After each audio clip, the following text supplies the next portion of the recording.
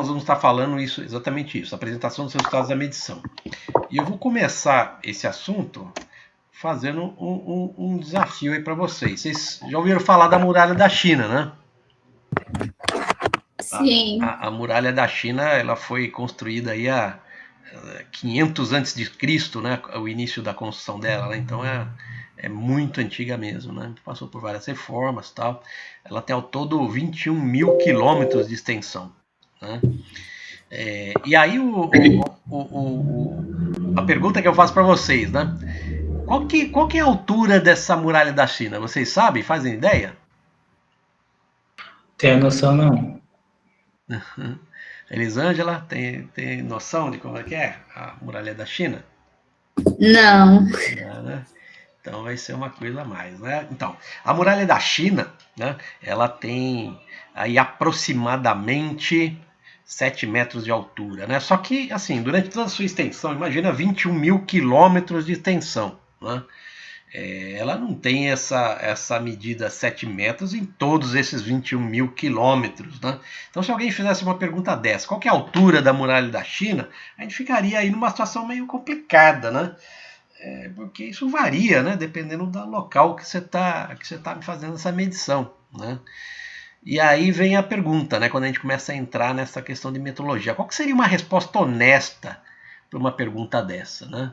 Qual que é a altura dessa muralha, sabendo que essa altura ela varia aí dependendo da posição que você está medindo isso, né? Queria que vocês refletissem um pouco disso, né? Um pouco sobre isso e me falassem qual a ideia que vocês podem ter inicialmente, assim, né?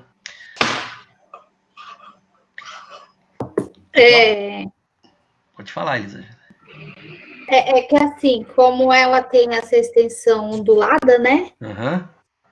Aí tem que partir, não dá para saber que ponto que você vai partir para medir a altura, né? Certo. Não sei, tem que considerar, vamos supor assim, ela tem que ter 7 metros que você falou, né? Isso, aproximadamente 7 metros. Então, aí eu não consigo imaginar. É uma pergunta que não é óbvia essa, né? Exatamente para a gente refletir isso, né? Alguém poderia imaginar, bom, então eu vou fazer a média, né? Assim, pega a menor e a maior altura, né? E vou fazer a média, falar assim, então a média da altura do muro é 7 metros, né? Então essa é a ideia, né? Quando a gente faz essa pergunta para as pessoas, né? Essa é normalmente a resposta mais imediata, assim, né? Em metrologia a gente vai ver que isso é um problema, né? Aí eu coloquei até uma figurinha, né? Que uma pessoa ela pode se afogar, pode e não pode, se afogar numa piscina de 1,3 metros de profundidade, né? Em média. Porque numa parte da piscina vai ter 1 metro, vai ter 90 centímetros, na outra vai ter 2,5 metros, né? Então, uma pessoa, né, se a gente for considerar que a piscina tem 1,3 em média, né, isso não evita que uma pessoa que não saiba nadar se afogue numa piscina dessas, né? Então, nem sempre, né, reportar um resultado de uma medida como uma média é uma boa ideia, né, dependendo do que a gente está falando, né? Para falar de um exemplo, então, de aplicação industrial, né, no nosso mundo, né? Um exemplo típico é esse daqui, né? Uma peça com 39 milímetros em média, né? Ela pode não montar, né? Então, coloquei um exemplo aqui, uma tolerância especificada, né? De 39, mais ou menos 2 centésimos, né? Se a especificação dessa medida for essa, né? E eu tirar uma série de leituras, dei um exemplo aqui de 5 leituras, né? E fazendo as continhas, eu já fiz, né? A média dessas leituras é 39, né? E aí olha só que coisa interessante que acontece, né? Mesmo tendo a média de 5 leituras sendo 39, né? Que é exatamente o valor nominal da tolerância especificada, olha só o que acontece. Uma leitura eu pego que tem 39,02, 2 centésimos. Leitura 2, 39,10, né, centésimos. Terceira leitura, 38,98 centésimos. A quarta, 39,05. A quinta, 38,85. Né? Então, se eu tirar uma média dessas leituras, eu vou ter esse valor de 39, né, exatamente. Só que Se eu observar essa tolerância, tudo aquilo que está 39 milímetros mais 2 centésimos, ou 39 menos 0,2 centésimos, não servem, né, para a utilidade que eu vou ter, né, que tem uma tolerância especificada aqui. Ó. Então, nessas leituras, 39,10 já não serviria, né, porque ela está acima dessa tolerância especificada aqui. Ó. O 39,05 está um pouquinho melhor, mas continua fora dessa tolerância especificada aqui, para mais. Já essa tolerância, essa medida 38,85, ela está menor do que a especificação, né? O menor que pode ter aqui pela especificação é 38,98, né? Considerando essa tolerância de menos 0,2. Então vocês vejam, né? Para uma série de leituras cuja média está dentro do valor nominal, mas eu tenho em 5 medidas, tenho 3 que não seriam adequadas para a montagem que eu quero fazer dessa peça aqui, ó. Tá? Então, reportar uma medida pela média não é uma boa ideia em metrologia. Tá? Uma resposta mais honesta, né, para me saber se a minha medida vai ser adequada ou não para aquilo que eu pretendo fazer dela, né, é, de alguma maneira, estar reportando a variação que eu tenho de medida, né, entre um mínimo e um máximo, né, a faixa de variação. Existe, então, um meio de reportar dessa forma, para que eu consiga ter informações aí que vão importar, né, que vão ser significativas para quem vai utilizar, né, essa medida aí. Né. Então, a faixa de variação possível de um objeto, né, que é o chamado mensurando, né, ela deve necessariamente fazer parte do resultado da medição. Né. Então, quando eu reportar uma medida, eu tenho que informar de alguma maneira qual que é a variação, né, possível dessa medida que eu estou tomando aí.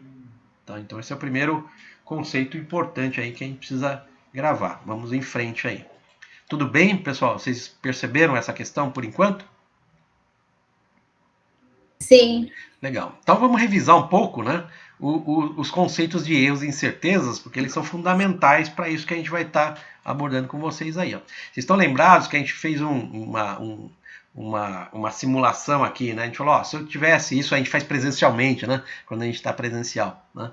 A gente tem 3 discos de papelão, né? E aí a gente distribui aí instrumentos diferentes, pede para o pessoal fazer a medição, né? Fazer a leitura, e o pessoal reporta as leituras que eles tomam, né? E aí eu falei numa das aulas, a aula retrasada, né? Os dados reais, né, coletados dessa dispersão, né, das medidas que o pessoal da classe tomou. Né? Então varia de 15 leituras que foram tomadas aí com 98 milímetros, né? Medidas com 97 milímetros foram 7 leituras, com 99 milímetros com 5 leituras, e assim vai. Tem uma distribuição, tem uma dispersão dos resultados. Isso é natural acontecer. Isso normalmente é assim que acontece mesmo. Essa dispersão ela pode ser maior ou menor, dependendo das condições aí das leituras que a gente está tomando, né? E aí a gente falou sobre um exemplo outro, né? A gente medindo um peso de uma balança, né? E aí cada medida que essa balança está indicando, né, de uma massa padrão aí de 1000 gramas, mais ou menos 0,1, né, quer dizer, com um erro aqui, né, com uma dispersão bastante pequena, a gente vai colocando as leituras que a gente toma da balança, né, 0,14 gramas, aí a segunda medida 0,15, 1015, né, a terceira 1017, e aí vou colocando no meu gráfico, né? E aí eu tenho um resultado desse tipo aqui. Se eu tirar N leituras aqui, 3, 6, 9, 12 leituras, né, eu tenho uma distribuição aqui, né, que segue, né, um comportamento que é comum acontecer, né, um comportamento, uma distribuição normal aqui, né? Então, eu tenho 2 conceitos aqui, né? Se eu considerar que 1000, né, é meu valor verdadeiro, né, convencionado aí, né, a distância do meu valor verdadeiro até a média das leituras que eu tomei é o conceito de erro médio, né? É o conceito de erro sistemático que a gente viu na aula passada, né? E essa dispersão de resultados, né, o quanto ele desvia com relação à média, ele está associado ao erro aleatório, né? Lembrando que o erro sistemático é aquele que está presente em qualquer das leituras que eu tomo com o meu instrumento, e eu posso avaliar qual é esse erro sistemático de uma maneira bastante consistente. E o erro aleatório é aquele que eu nunca sei, né? Se ele é para mais, se ele é para menos. O nome já diz, né? É aleatório, né? Às vezes está influenciando o resultado para mais, às vezes está influenciando o resultado para menos, né? É o chamado erro aleatório, né? E como que eu identifico, né, quando eu estou fazendo uma série de leituras, esses erros sistemáticos, erros aleatórios?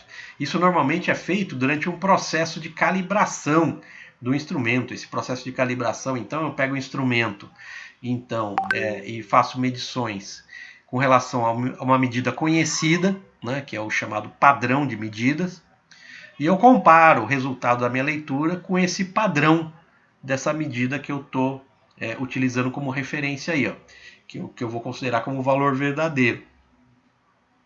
Então, através desse processo de calibração, que tem toda uma metodologia para ser feita, procedimento de calibração, eu tenho que ter uma rastreabilidade ao padrão, então tem uma série de requisitos para isso, que a gente vai abordar mais para frente no curso.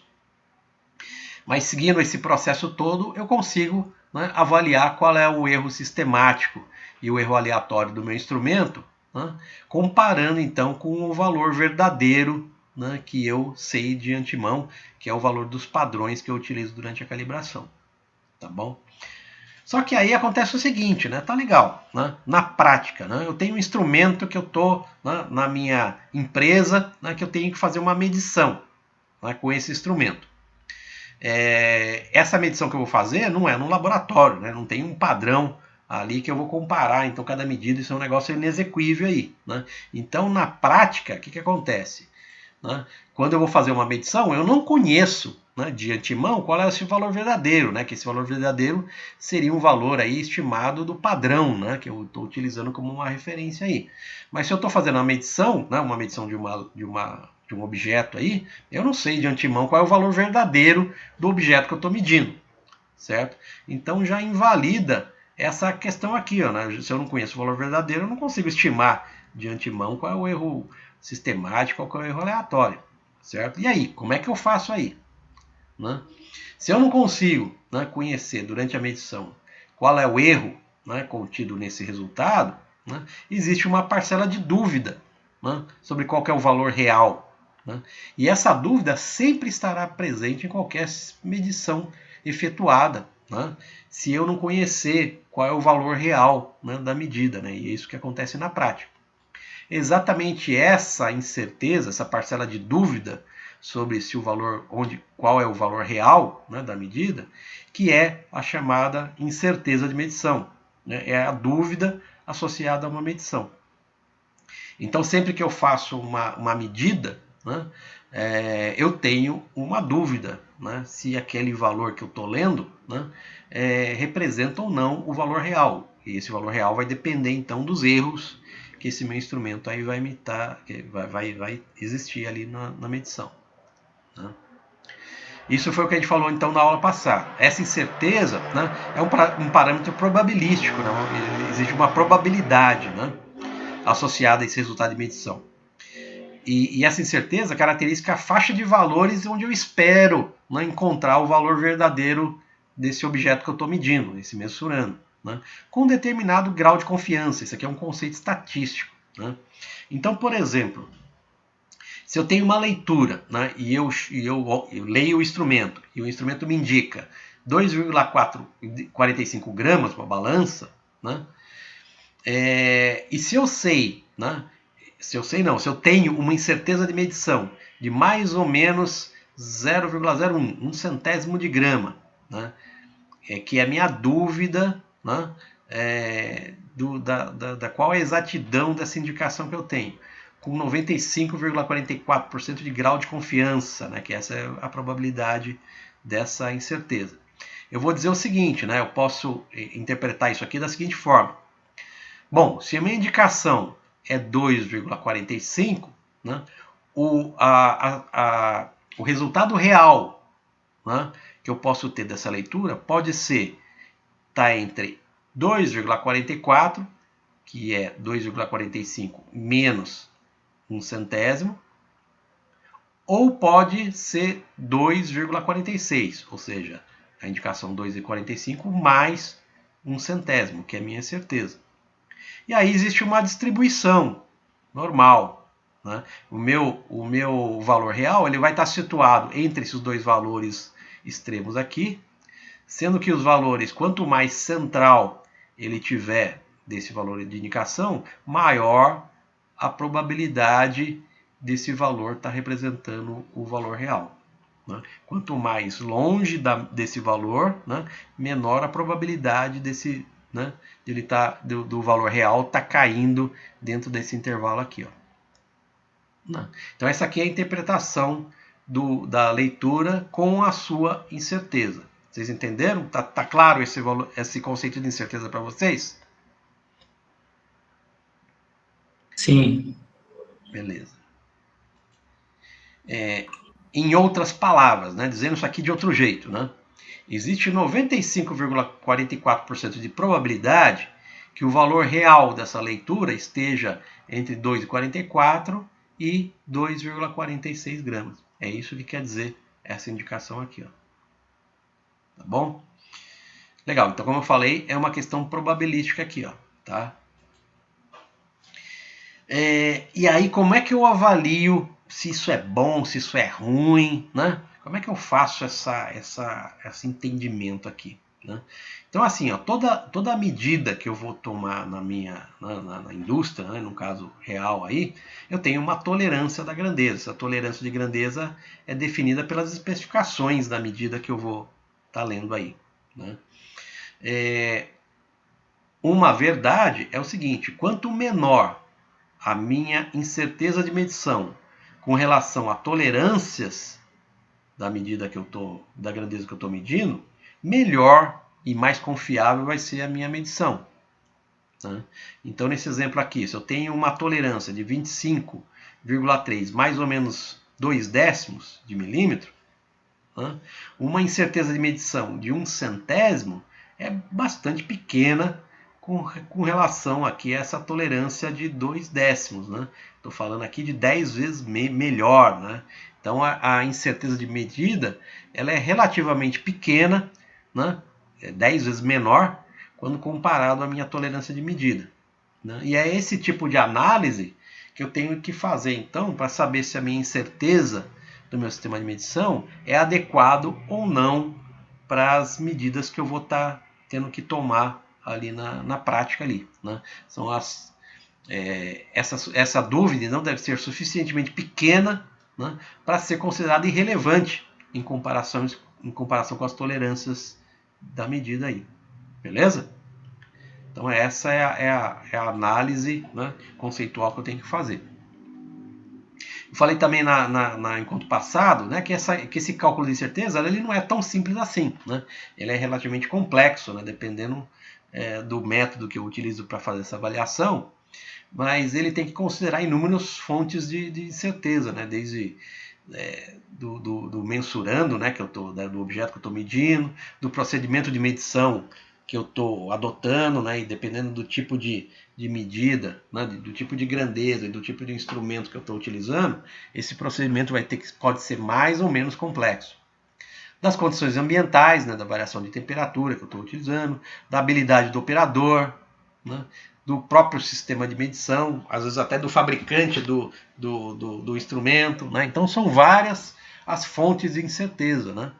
E esse cálculo, né, da incerteza ele vai combinar, um dos métodos, né, de cálculo de incerteza, ele vai combinar as incertezas de cada uma dessas fontes aqui. Um outro método é um método utilizando várias leituras, usando um processo estatístico aí. Mas ele não é muito simples de ser feito, não. Por isso que na prática, né, na indústria, o que se faz? Né? Esse trabalho de avaliação das incertezas é feito por um pessoal especializado, né, pelos laboratórios de metrologia ali. né, que fazem a calibração dos equipamentos. Né? São eles que se preocupam em calcular e informar para a gente quais são as incertezas dos instrumentos que estão sendo calibrados aqui. Ó. E a gente, como usuário, né, acaba utilizando, então, essas incertezas que são reportadas nesses relatórios de calibração do instrumento. Né? Então, isso que, na prática, é o que a gente faz na indústria aí. Né? Então, a gente não precisa se preocupar, a menos que a gente vá seguir essa área de metrologia e seja um metrologista. Tá? A gente vai precisar estudar e entender isso mais a fundo. Tá legal. Considerando isso, então, né, que existe isso, né, existem essas incertezas que são bastante relevantes e eu preciso ter essa noção para poder saber se o meu instrumento é adequado ou não para medir uma grandeza com uma certa tolerância, né? Como é que eu vou apresentar, então, os resultados de medição para que eles consigam transmitir essas informações todas para a gente? Né? Tá legal. Então, vamos lá. A gente vai entrar e são diversas situações possíveis.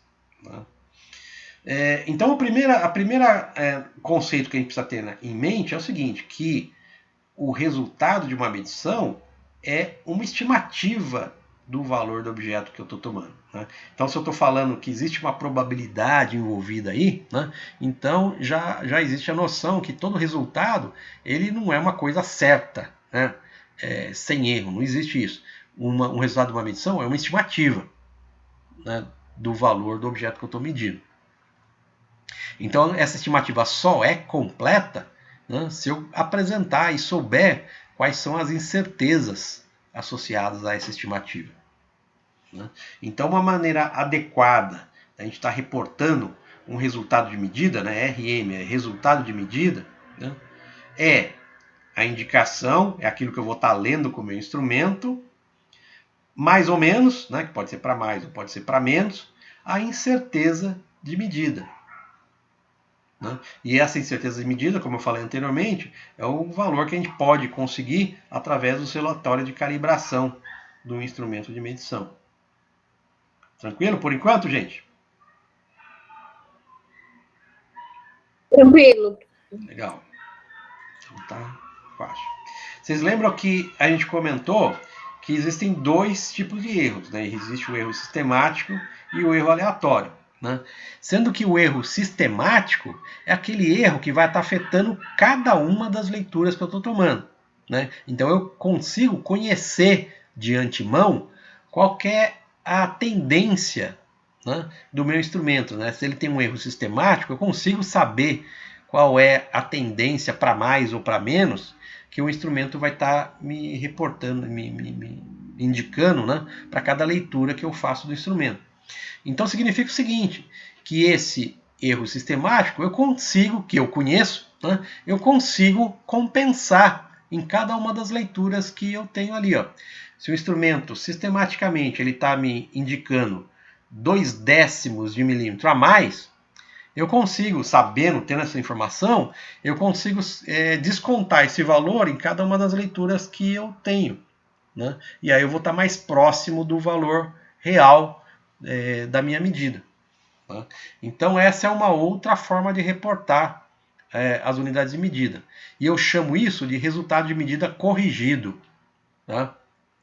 O resultado de medida corrigido, ele vai pegar a leitura que eu tenho do meu instrumento, né?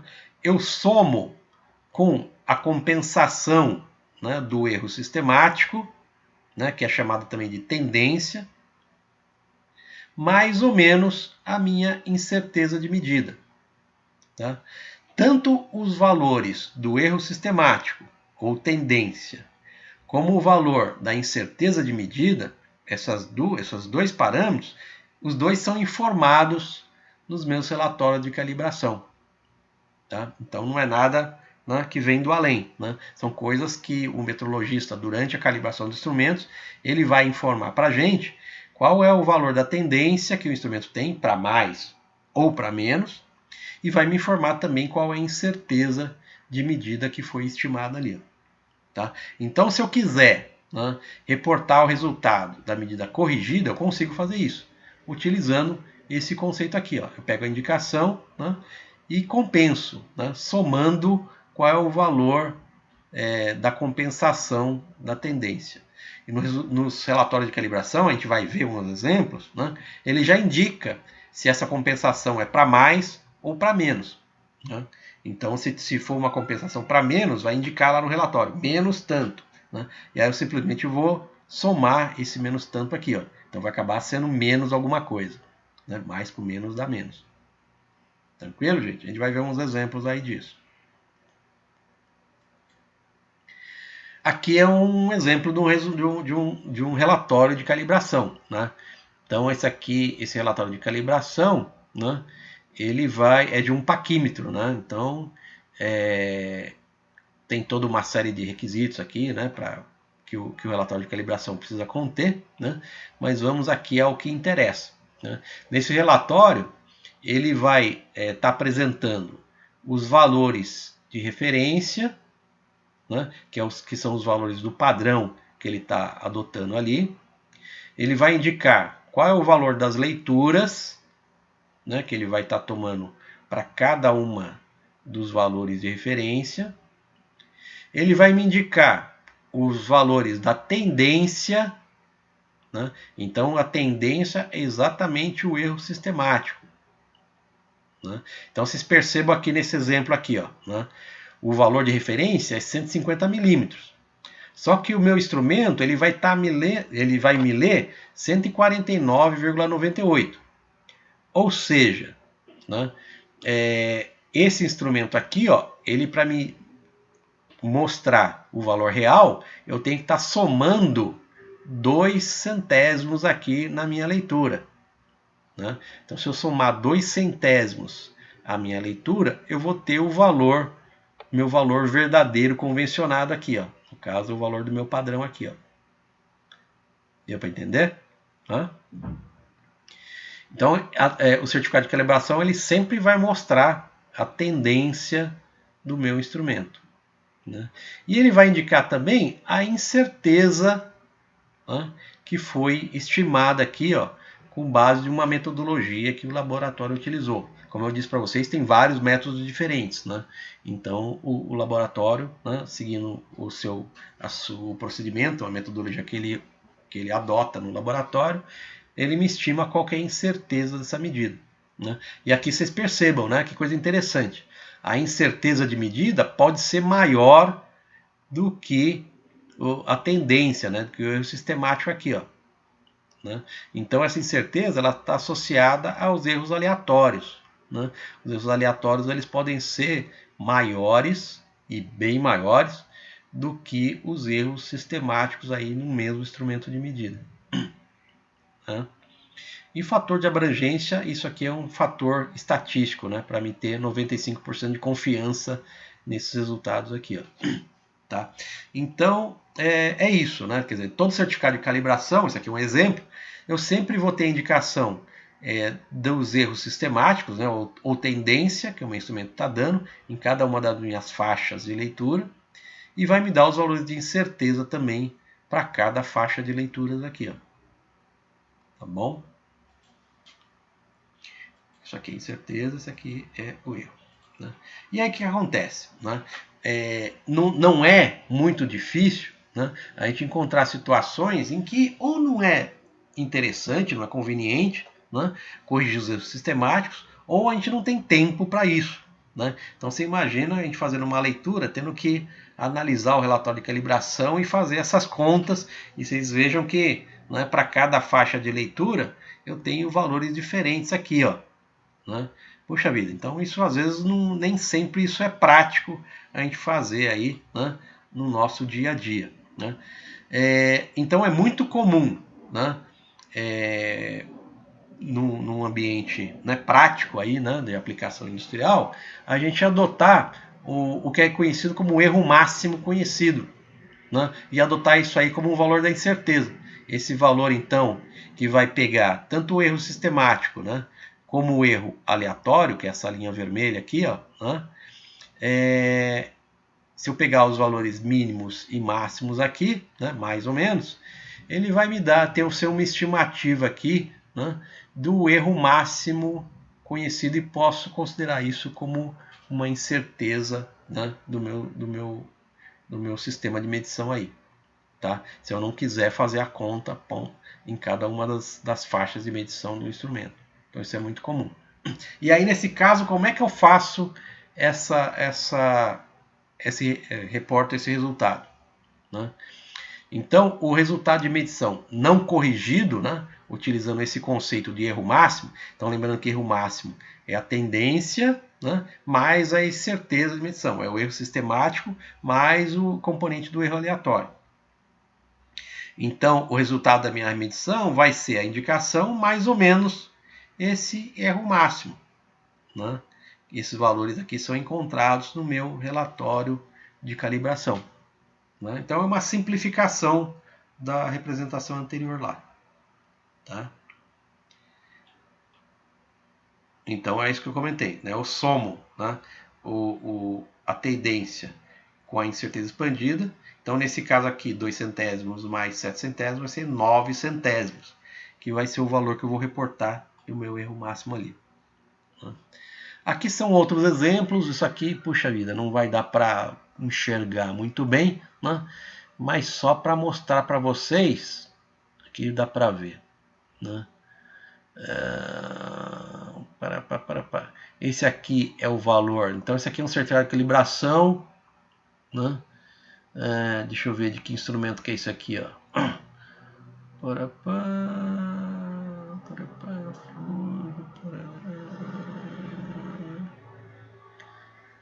Em algum lugar aqui tem um instrumento, possivelmente aqui, press, seja um manômetro. Ah, não. É bar, isso aqui. Isso aqui é um manômetro, né? Então ele indica aqui, ó, em algum lugar, o erro, né? Então isso aqui é a tendência, né? E essa aqui é a incerteza de medida. Né? Então, o pessoal às vezes utiliza essa grafia aqui de U, né, para incerteza, de uncertainty. Né? Então esse aqui é um outro exemplo, mesma coisa. Né? O erro encontrado, né, e a incerteza de medida. Né? Então, esse é um outro exemplo. Então tem vários exemplos aqui. Né? Pressão barométrica, temperatura, tal. Isso aqui é um instrumento, é um cronômetro. Né? Então a mesma coisa, né? O valor do erro e o valor da incerteza, né? Em faixas de indicação diferentes aqui, ó, tá? E por aí vai. Né? Então todo certificado de calibração, né, eu tenho sempre esses dois valores, né? O erro de medida, que é a tendência, e a incerteza de medição.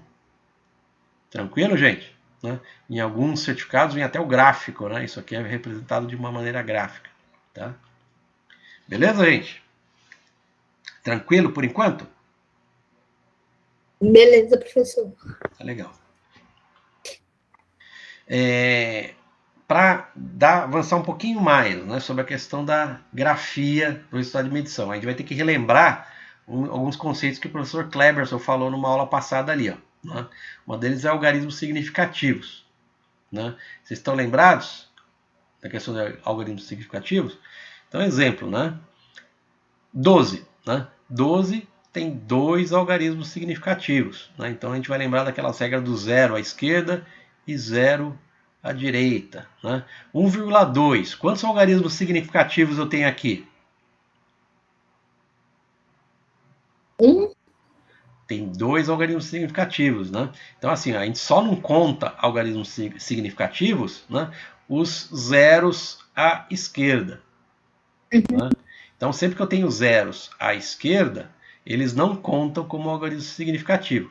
Então, tudo que for após o zero à direita, né, é contado como algarismo significativo. Tá? Nesse aqui, ó, quantos algarismos significativos eu tenho? 2. 2 também, né? Seguindo aquilo, né, esse conceito que eu falei anteriormente. Né? Tudo que for à esquerda, eu não conto como algarismo significativo. Tudo que for à direita, né, do último zero, conta como algarismo significativo. Nesse valor, quantos algarismos significativos? 2. 2 também. Nesse aqui, ó, quantos algarismos significativos? 4. 4, exatamente. Né? Exatamente isso. Então, conta-se da esquerda para a direita a partir do primeiro algarismo não nulo, né, que não é zero. É exatamente isso que a gente acordou aqui. Então, isso aqui é importante, gravem isso, porque a gente vai utilizar esse conceito aqui. Ó, tá? E aí, a gente tem algumas regras de grafia. Basicamente, a gente tem duas regras. Né? A primeira regra é a seguinte: a incerteza de medição é escrita com até 2 algarismos significativos. Né? Então, eu posso representar, né, a incerteza com um algarismo significativo ou até 2 algarismos significativos. Né? Eu jamais vou reportar incertezas com mais de 2 algarismos significativos. Né? Então, vamos dar um exemplo aqui. Ó, né? Se, por exemplo, eu tivesse esse valor aqui, ó, mais ou menos 0,235 milímetros, 235 milésimos de milímetro. Né? Como é que eu reportaria a incerteza de medição com 2 algarismos significativos?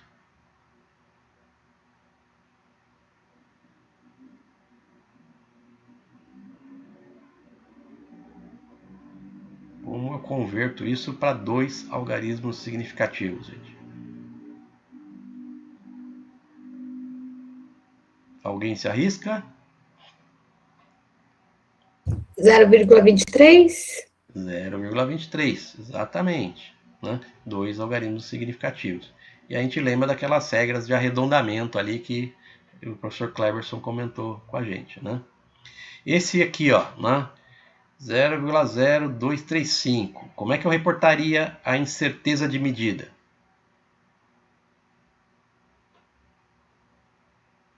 Vamos lá que vocês acertam. Como que eu converto para 2 algarismos significativos isso aqui? 0,23. 0,023, né? Exatamente, 2 algarismos significativos. Esse valor aqui, ó, como eu converto para 2 algarismos significativos? Qual que seria a incerteza que eu reportaria?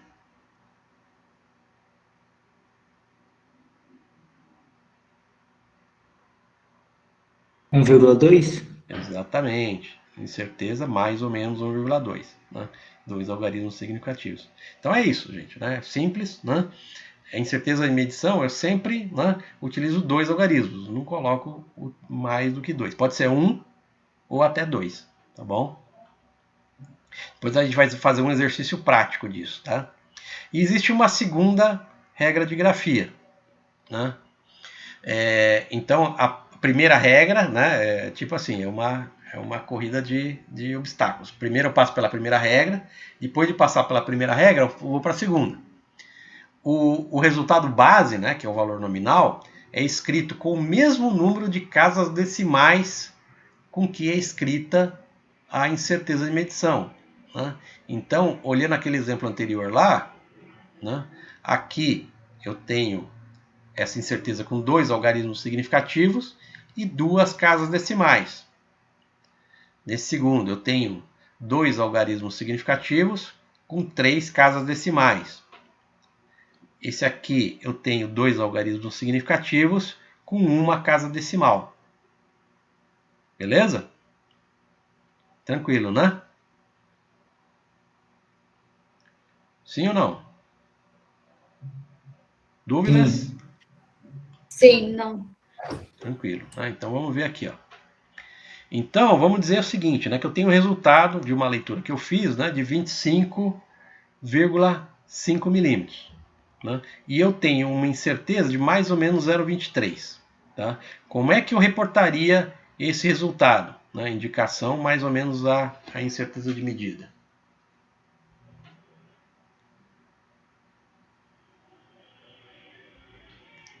Quem se arrisca? Seguindo essa regra número 2 aqui. Ó. Eu tenho que ter o mesmo número de casas decimais nesse número base aqui. Ó. Então, olha só, gente. Né? Na incerteza, eu tenho 2 casas decimais, concordo? Significa o seguinte, que o meu resultado base, né, o 25,5, vai ter que ser reportado com o mesmo número de casas decimais. Né? Se a incerteza é 2 casas decimais, o meu número principal também tem que ter 2 casas decimais. Entenderam? Essa aqui é a regra número 2. Entenderam ou não? Sim. Tranquilo, né? Então agora vocês me respondem esse aqui, ó, né? Esse resultado aqui, ó, qual que seria, como é que eu reportaria esse resultado então? Seguindo essa regra. 825,5? Exatamente, né? Aqui eu tenho uma casa decimal só, né? Então eu vou reportar como 825,5 mais ou menos 1,2. E por que isso, gente? Né? Por que é tão importante isso que a gente está falando? Né? Não é só bobagem, não é só, né, jogo de números, né? Sopa de númerozinhos, não. Né? É que se eu colocar algum valor, né, alguma casa decimal aqui a mais, esse algarismo a mais ele não vai ter nenhum significado. Né? Porque se eu estou falando que eu tenho dúvidas, né, se o meu valor correto está na ordem da casa decimal aqui, ó, não faz nenhum sentido eu reportar centésimos aqui, ó, já que a minha dúvida já está nos décimos. Certo? Então, se eu colocar um número a mais aqui, ele não vai fazer metrologicamente nenhum sentido, né? Já que eu já tenho dúvidas da validade desse número aqui, ó. Compreende? Né? E olha só, gente, é curioso, né, que muita gente, né, aí que a gente diferencia a pessoa que sabe o que está fazendo em metrologia e a pessoa que não sabe. Né? É muito comum a gente encontrar pessoal menos instruído, né, no chão de fábrica, que eles vão reportar um monte de coisa aqui, ó, um monte de número que não faz sentido absolutamente nenhum. Né? Então agora que vocês já sabem o porquê disso aqui, ó, vocês têm condições de estarem falando coisa com propriedade. Tá? Então essa é a importância de a gente estar falando esse tipo de coisa aqui. Ó. Beleza? Professor, Oi. no caso aí, se fosse 825,54, se fosse 56, aí valeria o arredondamento? Isso, exatamente. Né? Aí ficaria 825,6. Exatamente isso. Né? Vale aquelas regras de arredondamento lá. Né? Se esse número aqui, ó, for inferior a 5, né, eu utilizo, né, eu mantenho o mesmo algarismo aqui. Ó. Se ele for superior a 5, eu tenho que arredondar para mais esse número aqui. Ó. Exatamente isso. Perfeito. Obrigado. Legal. Né? E aí, então, vamos fazer um exercício completo, né? Seguindo as duas regras de arredondamento, né? Vamos ver como é que a gente reportaria esse resultado aqui. Ó. Eu quero que vocês me digam. Né? Então, seguindo a regra número 1. Né? A regra número 1 ela fala sobre o número de algarismos significativos da incerteza. Né? Então, como é que seria a incerteza desse resultado aqui de medida? Escrito de uma maneira correta. Aqui está escrito, aqui está inadequadamente reportado. Eu quero que a gente faça o relato dessa medida de uma maneira adequada. Então, como é que seria o valor da incerteza?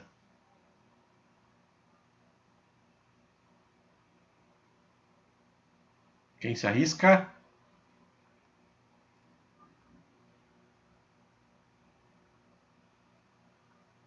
Vamos lá, gente. Eu preciso, a regra número 1, eu preciso ter 2 algarismos significativos aqui, ó. Para ter 2 algarismos significativos, qual que é o valor que eu tenho que reportar aqui?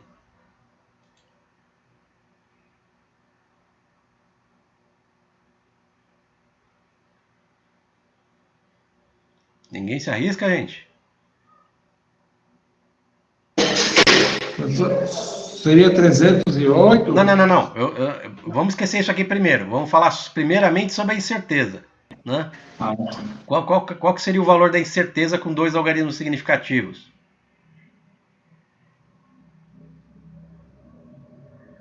11. É isso aí.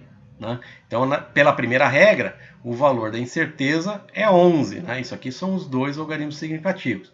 Legal. Agora, pela regra número 2, qual que vai ter que ser o valor nominal, né, da maneira adequada de reportar aqui, ó.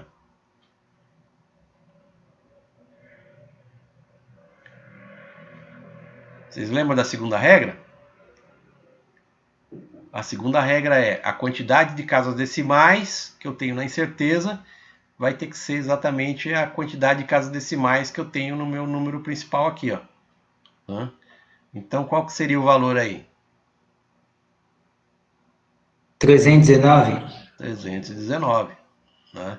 Então, legal, é exatamente isso. Essa daqui é a maneira adequada de eu estar reportando essa medida. Né? Então, se a gente vê um negócio assim, e olha, não é incomum a gente ver esse tipo de coisa, né? Ela está completamente sem sentido. Né? Ela está reportando valores, né, que não tem, que a gente tem incertezas, né, que estão acima da incerteza que eu tenho de medida. Então, são valores completamente sem sentido, né, sem significado nenhum. Né? O jeito adequado, então, de reportar essa medida seria exatamente dessa forma aqui. Ó. Beleza, gente? Tranquilo? Não é difícil, né? É só a gente se acostumar, né, com essas regrinhas e praticar 1, 2, 3. Daqui a 50 vezes que a gente escreveu isso aqui, a gente já não tem, né, nem pestaneja para escrever da maneira adequada aí. Vamos lá, gente. Então vamos mais um exemplo aqui, então, para ver se vocês entenderam. Agora eu quero ver vocês. Né? Seguindo a regra número 1, qual que é o valor da incerteza?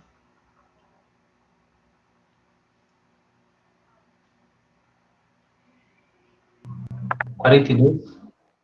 0,042. 0,043, né? Lembra aquela regra de arredondamento? Né? O próximo algarismo aqui, né, do segundo algarismo significativo é 8, né? Então 8 eu arredondo para mais, né? Se eu arredondo para mais, então eu arredondo para 0,043.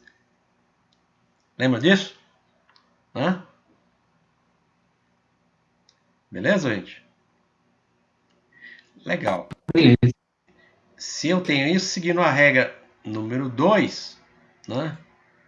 Qual que é o valor nominal que eu tenho que reportar aqui, ó?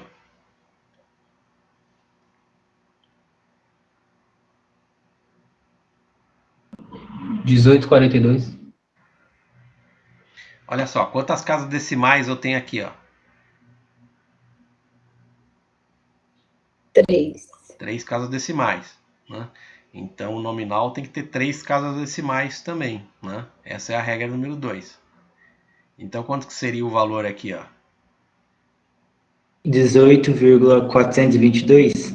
Exatamente, 18,422.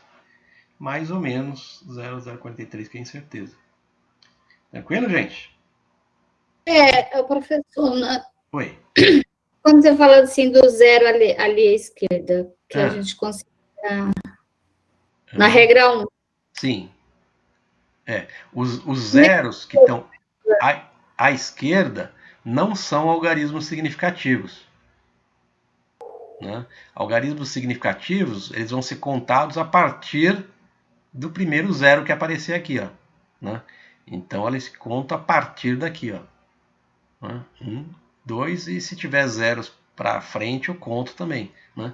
Então, eu só desconsidero, né, que não é algarismo significativo os zeros à esquerda. Você entendeu, Elisângela? Ah, entendi. Então, é isso que é a regrinha. Então, tudo que for zero à esquerda, né, eu não considero como algarismo significativo. Né? É que quando fala assim, até 2 algarismos significativos, eu não penso no zero, penso só... Isso, você não pensa no zero, pensa só nos números que estão depois do zero. Né? Entendi. Tá?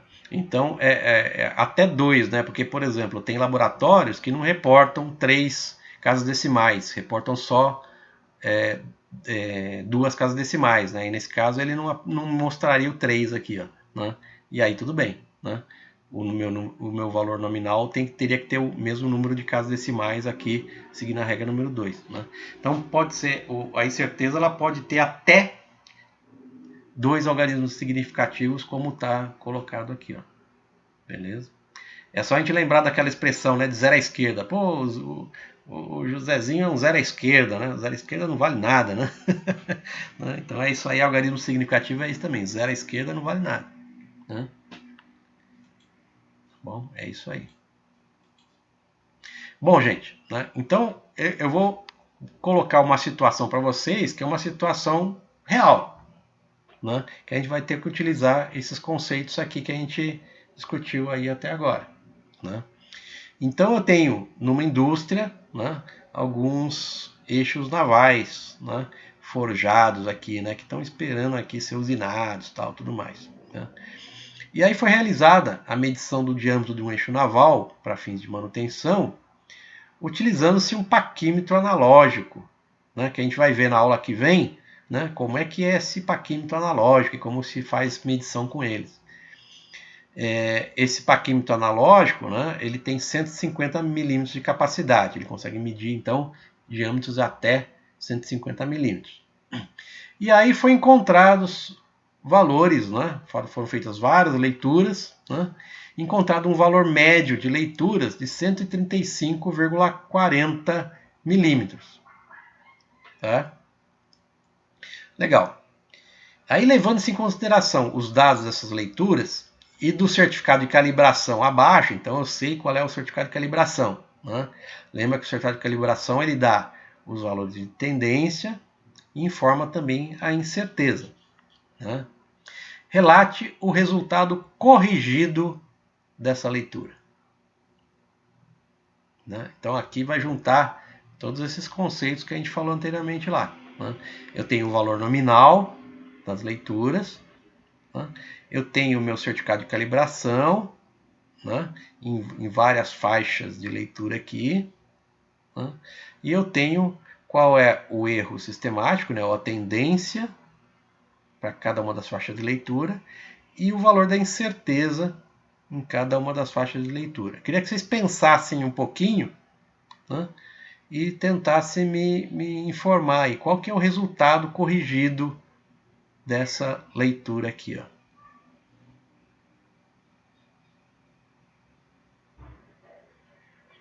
Entenderam o enunciado?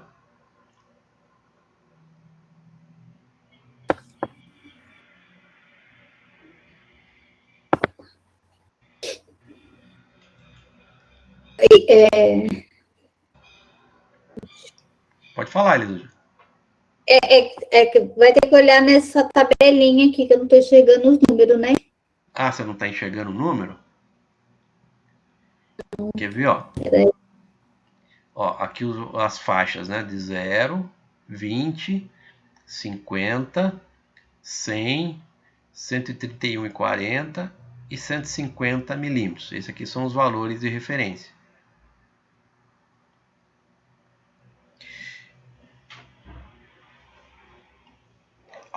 Se já tiver alguma dúvida, né? Tem uma primeira dúvida que seria natural aqui nessa situação.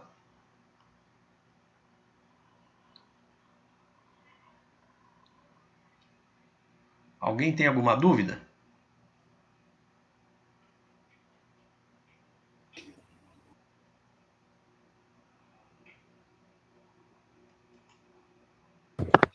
Eu tenho um monte. Tem um monte? Então fale sua primeira dúvida, Lisângela. Eu vou ter que usar essa fórmula aqui, né? Isso. Essa é L mais do, como é que fala? Do resultado corrigido, né? Isso. Essa fórmula aqui que você está falando, né? É a indicação da leitura, mais a compensação, né? Que é a tendência, mais ou menos a incerteza de medida, né? A primeira dúvida que acho que vocês poderiam ter, né, voltando aqui, é a seguinte, né? Falei, bom, mas o instrumento ele foi medido e tem valores de tendência e incerteza diferentes dependendo da faixa de leitura que eu estou tomando aqui, ó. Estão percebendo isso? Se eu pegar uma medida de 100 milímetros, eu tenho uma tendência zero, que é um erro sistemático zero, e tenho uma incerteza de 3 centésimos. Vocês estão vendo isso? Sim. Já uma faixa de 131,40, eu tenho uma tendência de 2 centésimos e uma incerteza de 7 centésimos. Opa, é diferente, né? Percebe que é diferente? Então, a primeira dúvida que poderia aparecer é o seguinte: bom, eu tenho uma leitura de 135, não é nenhuma dessas, né? Qual que eu pego? Né? Eu pego 100, pego 131,40, pego 150, pego 20, né? Então, a primeira, né, e isso é muito comum acontecer, essa é a situação corriqueira, né? Então, eu tenho que considerar o erro da medida mais próxima da leitura que eu estou considerando, né? Então, se eu quero saber qual que é o erro, né, e a incerteza desse valor de 135, eu tenho que olhar, né, qual que é o valor mais próximo de 135,40, né, que no caso é o 131,40, né? Eu tenho 4 milímetros a mais aqui, né? Esse aqui eu teria 35 milímetros de distância, né? Então esse aqui é o valor mais próximo que eu tenho dessa leitura aqui, concordam? Sim. Né? Então eu tenho que pegar esses valores aqui, ó, né? Faz mais sentido, é mais razoável eu pegar esses valores aqui de erro e de incerteza, tá? Então é isso que eu transcrevi aqui, né? Pegando aqui da tabela, né? A média das leituras, né? 135,40, né? Que é o dado aqui do problema, né? A compensação, né? Que é a tendência, nesse valor, 135, né? O mais próximo é o 131, né? O valor da tendência é mais 0,02, é 2 centésimos de milímetro, que eu coloquei aqui, ó, mais 2 centésimos. A incerteza expandida, né? É dado no certificado também, mais 0,07, né? Com 95% de grau de confiança. Então, incerteza expandida é 0,07. Tá? Então, sabendo, né, esses valores, agora eu substituo na equaçãozinha aqui, ó, né? Tranquilo, né? É bem fácil, uma vez eu reconhecendo essas informações aqui do certificado, né? Então, se a expressão é essa, né, o resultado de medida corrigida, então, é o 135,4, que é o valor nominal, né, mais o valor da tendência, que é o 0,02, né, milímetros, né, mais ou menos a incerteza expandida 0,07. Tá? E aí, olha só, isso aqui eu posso somar, né? Fazendo a continha aqui, ó, né? Eu tenho 135,40 mais 2 décimos. Aqui tem um zero a mais, ó, vocês veem? Aqui tem um errinho aqui, ó, né? Aqui é 0,02, é 2. Eu poderia ter duas casas decimais, dois algarismos significativos. A incerteza pode ter dois algarismos significativos, né? Mas eu fazendo essa conta aqui, ó, né, daria 135,42. Né? Lembrando aquela regra número 2, né, que a incerteza, o meu valor nominal, ele tem que ter o mesmo número de casas decimais do que a minha incerteza. Se a minha incerteza tem duas casas decimais, o meu valor nominal tem que ter duas casas decimais. Né?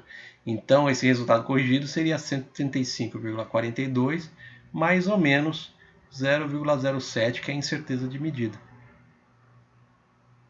Deu para entender, gente? Fala mais uma das milhões de dúvidas que você tem, Elisângela. Então, eu não sabia que valor pegar naquela tabela. Tá. Eu estava entendendo a tabela lá. Ah, tá bom. Você entendeu agora, né? Agora sim. Tá legal. Tá? Então, esse aqui seria o resultado reportado da medida corrigida.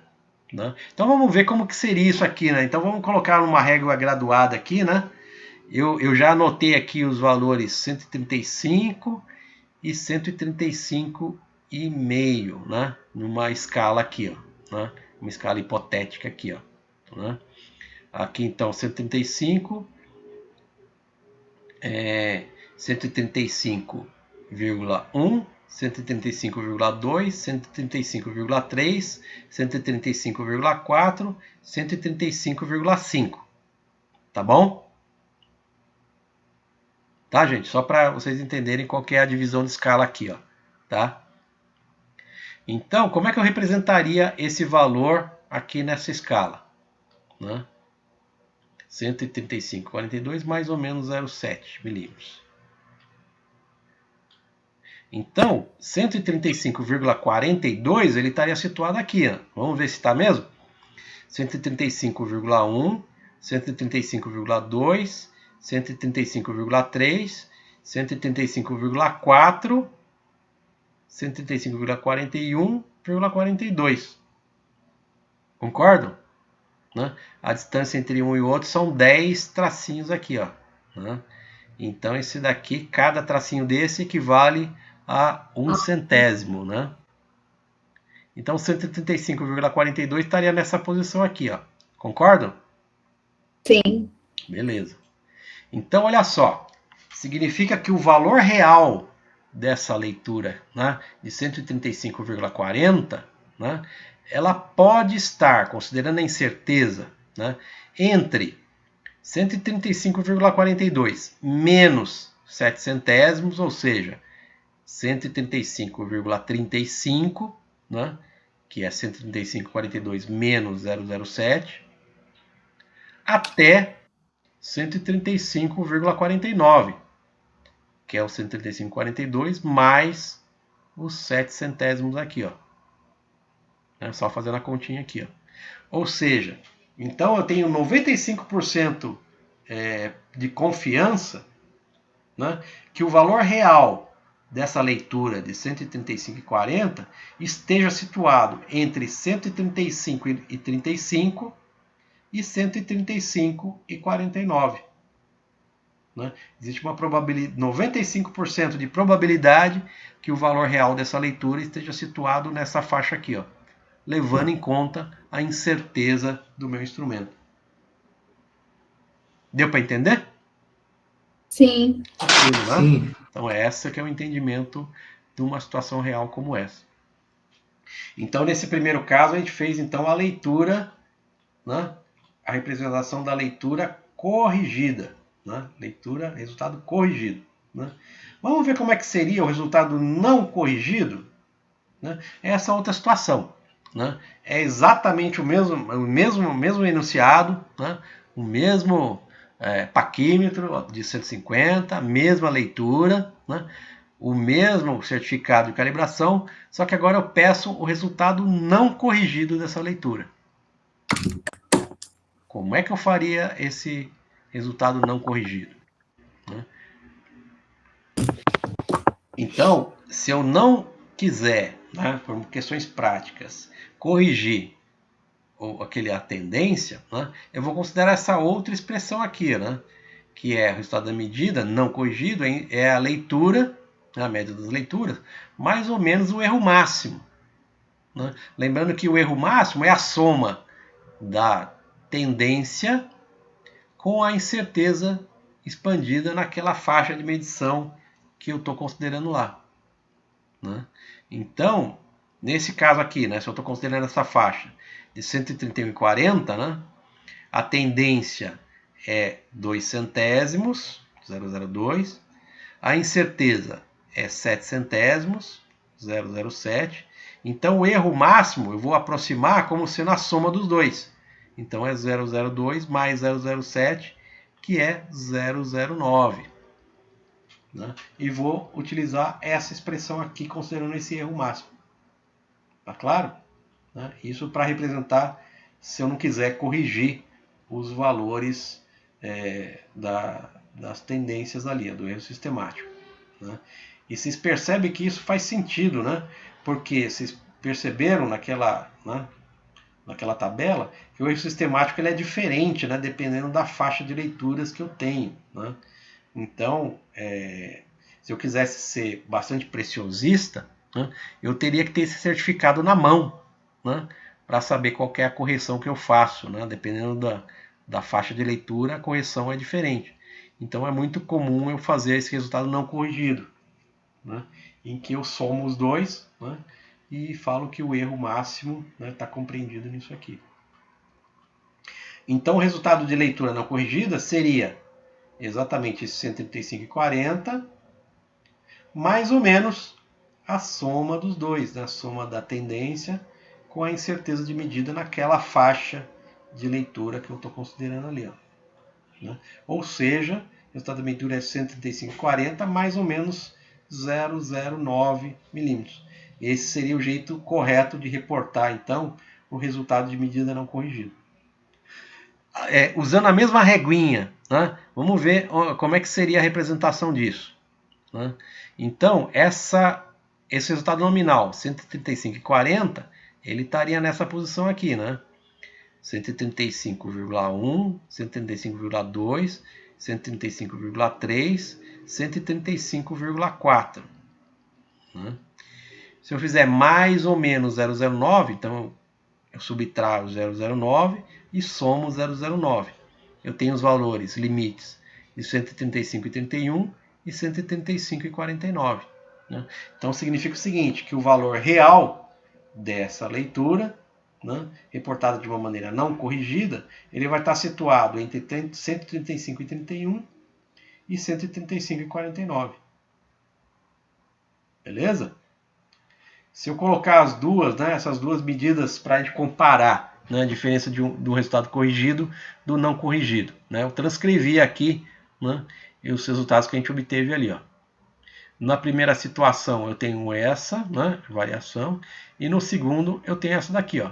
Então vocês percebam o seguinte, né, olha só, né, o valor nominal é diferente, né, da forma corrigida da forma não corrigida. Né? E percebam, né, que a amplitude, né, de variação do não corrigido ela é maior, a dispersão, né, é maior do que a dispersão no caso corrigido. Né? Então dá para perceber essa diferença aqui. Né? E vocês vejam que interessante, né? O valor máximo, né, nessas duas situações ele acaba coincidindo, né, 135,49. Só que no caso não corrigido, né, o valor mínimo possível de ser para essa leitura é um pouco menor do que o valor corrigido. Né? Então, eu posso dizer o seguinte, né, que os valores corrigidos eles são um pouco mais estreitos, né, são mais exatos, né, do que os valores não corrigidos. Né? Mas tudo bem, essas duas maneiras são maneiras adequadas de eu estar reportando essas leituras naquela situação prática ali. Tranquilo, gente? Muito complicado isso? Oi? Sim.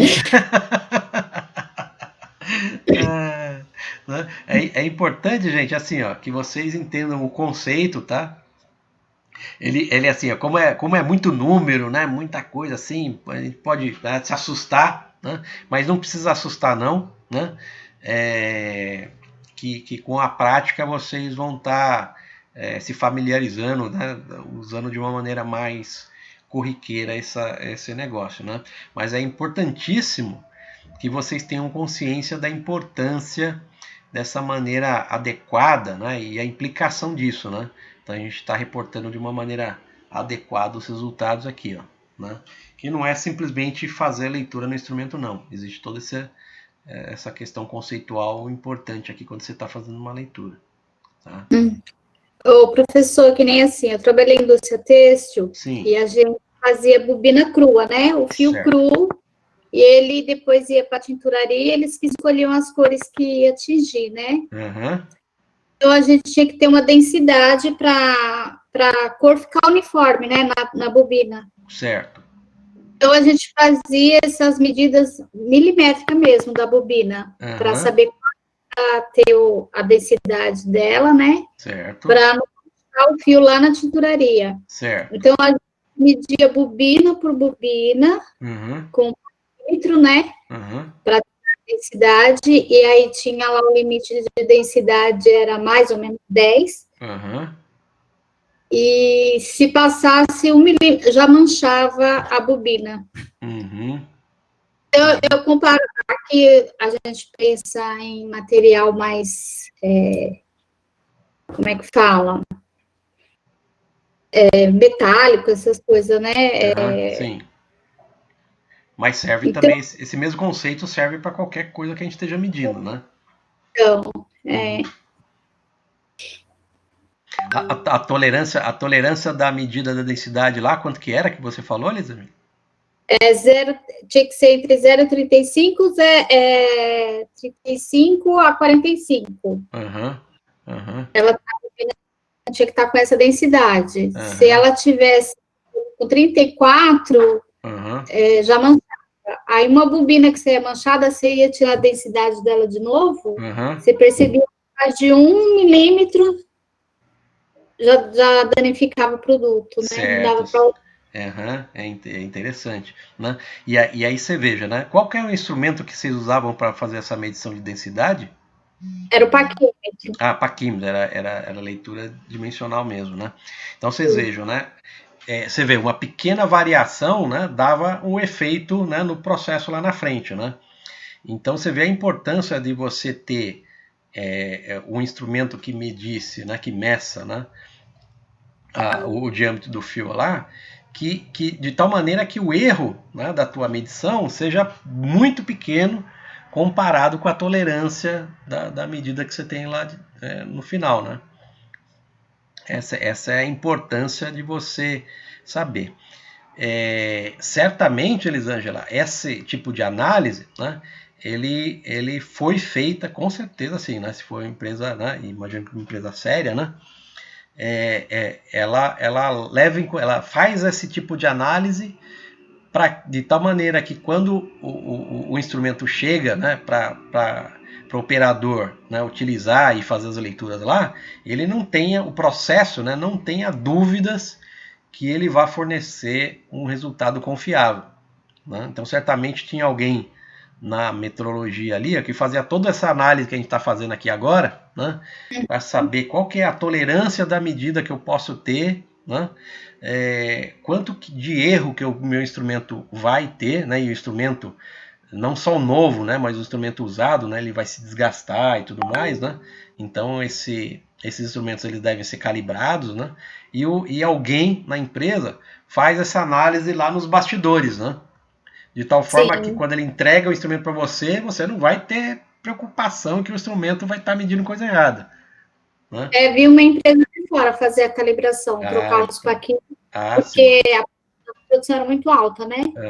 Então, a empresa fazer a calibração, né? E era assim, quando o paquímetro estava com problema, podia ter certeza que lá na frente a gente tinha medido errado, dava problema. Você já pôde presenciar isso? Sim. Então, é isso aí mesmo, né?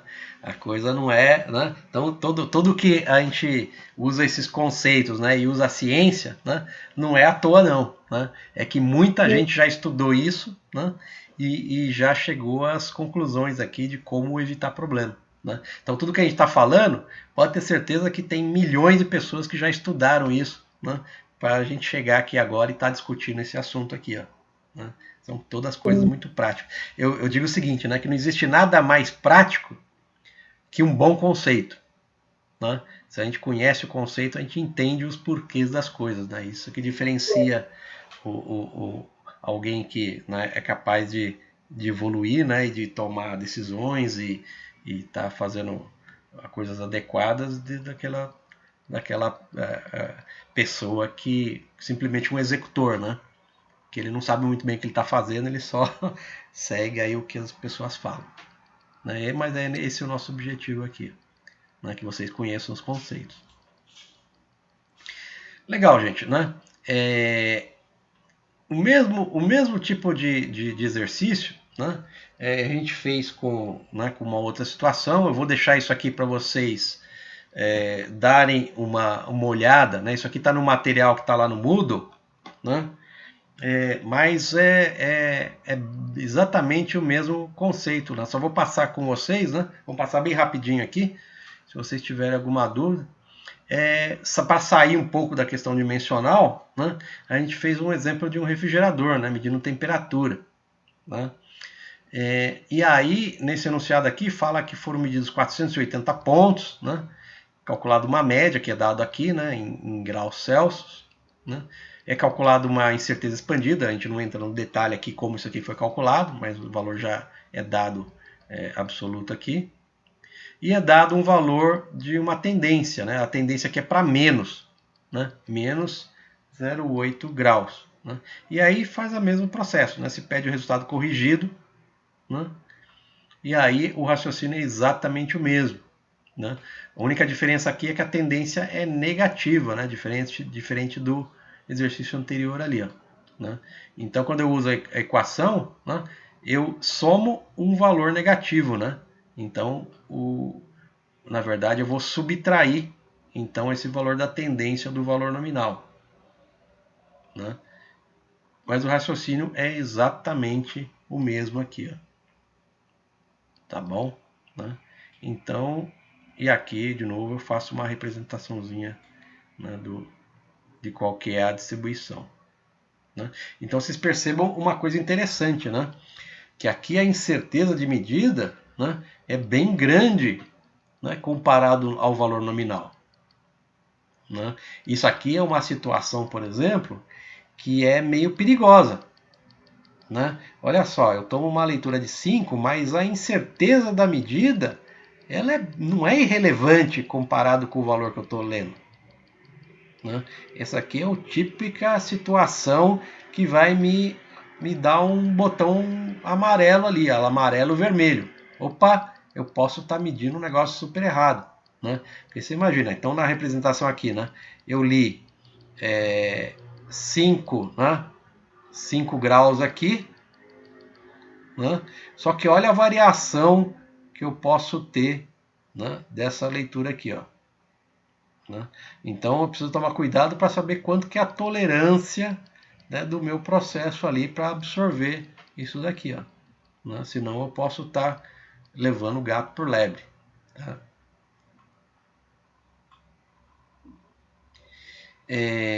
E aí eu dou um outro exemplo, né? Aí de massa, né? Não é de temperatura, não é de comprimento, é de massa. Né? Que, de uma balança, né? Que é submetida à calibração, né? E na calibração ele teve um erro desprezível, né? E aí ele faz uma série de medições, né? Que apresenta uma indicação aí de 1.014 gramas e pede o resultado não corrigido. Né? Então é exatamente aquela mesma coisa, a expressão do erro máximo, né, é a soma da tendência mais incerteza, né, e aí usa aquelas duas regras, né, que a gente citou anteriormente ali para você reportar o valor. Né? Então eu vou deixar isso aqui com vocês, esse material está no mudo. Né? Se vocês tiverem dúvida, é só dar um grito ali que a gente discute com vocês. Né? E para finalizar, né, já estamos aqui às 9h31, né? Dois lembretes aqui. Né? Primeiro, então, deve-se indicar claramente se o resultado se refere a uma única indicação, né? Se é um resultado corrigido ou se é um resultado não corrigido. Né? E se corresponde ao valor médio das várias medições. Né? Então isso aqui, ó, né, depende de como que vocês vão estar trabalhando, né? Como a Elisângela falou, né? Tá numa indústria que tem as coisas importantes, a densidade do fio, tal, tudo mais. Então os relatórios que são reportados lá, eles têm que, né, não pode ter dúvida, né, do que a gente está falando. Né? Se a gente está falando de uma medida só, se a gente está falando de uma média, se a gente está falando de um resultado corrigido, se a gente está falando do resultado não corrigido. Né? E normalmente os relatórios, né, os formulários dos relatórios de medição, eles já são preparados para deixar essas informações bastante claras aí. Né? E no final, né, é isso aqui, né? A expressão completa do resultado de uma medição inclui informações sobre a incerteza, que é exatamente o conceito que a gente abordou nessa 1h30 aí com vocês, né? é muito importante isso, a gente saber que existe incerteza e que essas incertezas, elas de alguma maneira, elas precisam ser reportadas quando você está fazendo um relatório de medição aí. Tá bom, gente? Né? Compliquei muito a cabeça de vocês, gente? Não. Tranquilo. Deixa eu encerrar aqui a apresentação. Voltar aqui.